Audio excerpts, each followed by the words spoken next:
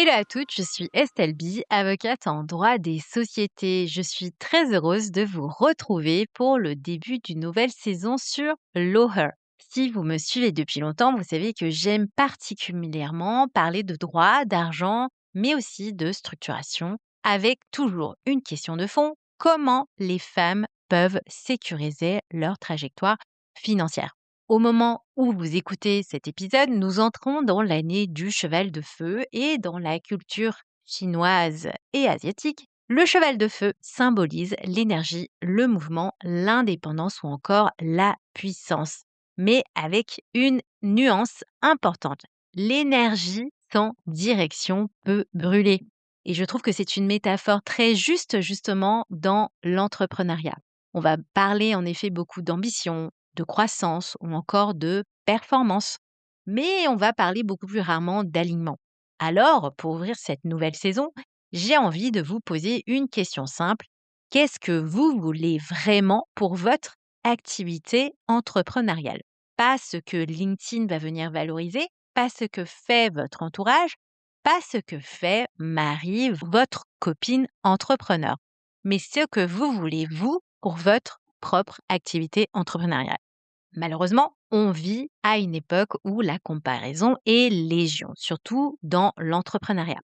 À chaque fois que j'ai des clientes en consultation, elles peuvent m'expliquer que ce n'est pas ce qu'a fait leur copine Inès ou Marie. Et justement, peut-être que Marie, aujourd'hui qui a 40 ans, a un mari qui a un boulot qui paye ultra bien et qui paye en tous les cas pour toutes les charges de la maison.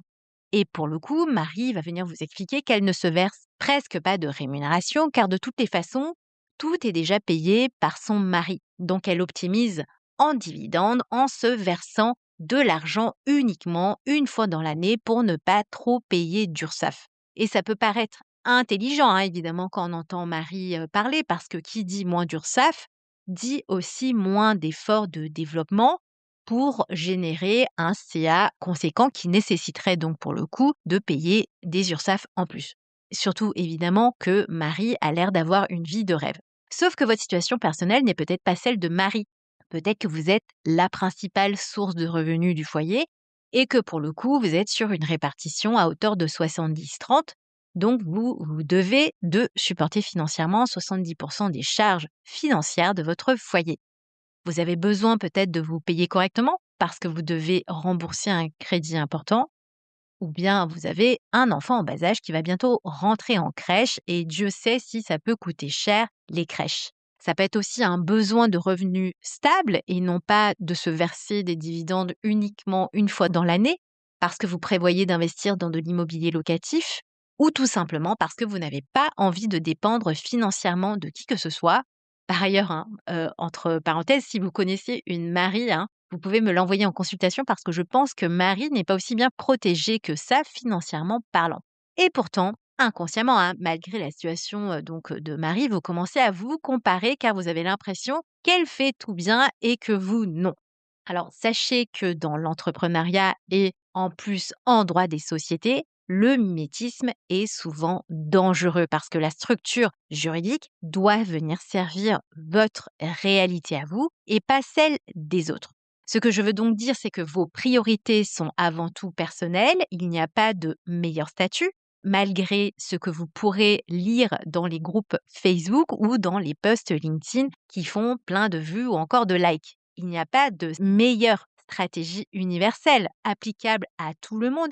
Il y a des arbitrages et ces arbitrages se feront en fonction de vos priorités personnelles. Pour certaines femmes que j'accompagne, la priorité sera claire. Typiquement, avoir une rémunération régulière, créer des droits sociaux pour la retraite ou encore sécuriser leur protection en cas d'arrêt, parce qu'elles vont venir porter le foyer. Pour d'autres, la priorité sera certainement différente, comme sécuriser un conjoint qui gagne moins ou encore préparer la transmission de leur activité entrepreneuriale. Parce que le droit, évidemment, n'est pas une mécanique froide, c'est avant tout un outil stratégique. Par ailleurs, vous le saurez, si vous venez me voir pour changer de statut, faire une holding, je vous demanderai dans 90% des cas pourquoi vous voulez faire ça. Et à partir de là, on arbitrera pour voir si concrètement il faut changer de statut ou encore créer une holding. Une fois que j'ai dit que les priorités étaient personnelles, il est important pour vous de faire un point régulier pour ne pas avoir de mauvaises surprises financières. Et pour tout vous dire, souvent, j'ai des clientes qui viennent me voir et me disent: «J'ai peur d'avoir fait un mauvais choix de statut parce que je me suis lancée rapidement». En réalité, le problème, ce n'est pas d'avoir choisi un statut rapidement. Le problème, c'est de ne jamais le réinterroger. Au lancement, évidemment, on veut facturer vite, simplifier au plus, tester son idée, c'est normal. 3 ans plus tard, typiquement, si votre chiffre a commencé à augmenter, voire même doubler, c'est normal de se poser à nouveau la question. Peut-être qu'entre-temps, en plus, sur la partie plus personnelle, vous avez un projet d'enfant ou encore vous avez envie d'investir dans de l'immobilier et peut-être que justement, ces événements personnels peuvent venir avoir une influence sur cette question de structuration.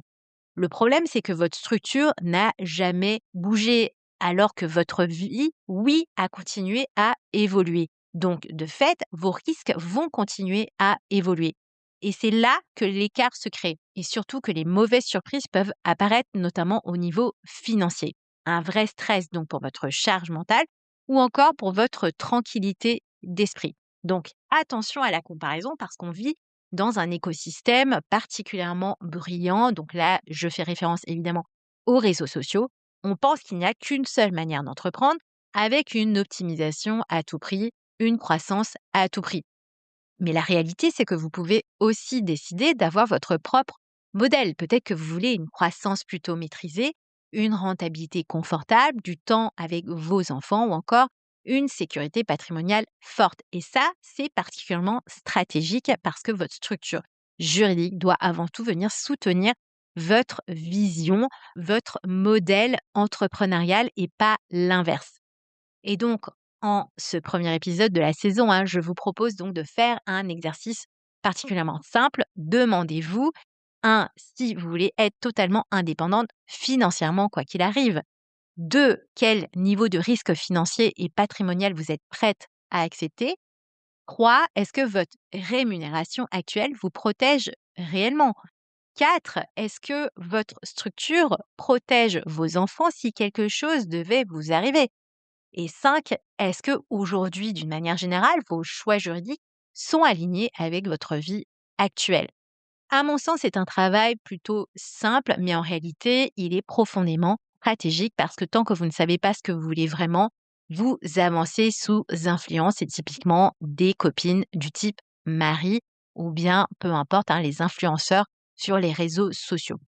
Par ailleurs, si vous voulez que je vous aide à faire une analyse de votre choix de statut, de vos objectifs, de vos données chiffrées ou encore réfléchir à la mise en œuvre de tous ces sujets, sachez que j'ai lancé de mon côté, pendant cette pause, on va dire, du podcast, un nouvel accompagnement dénommé Boussole. Il s'agit d'une offre pour les indépendantes, les consultantes ou encore les dirigeantes qui font déjà du chiffre, qui ne sont déjà plus au stade du lancement et qui veulent arrêter d'improviser leur sécurité financière. Dans mon accompagnement boussole, on partira de vous, de vos chiffres, de votre situation familiale, votre régime matrimonial, vos projets, mais également votre tolérance au risque.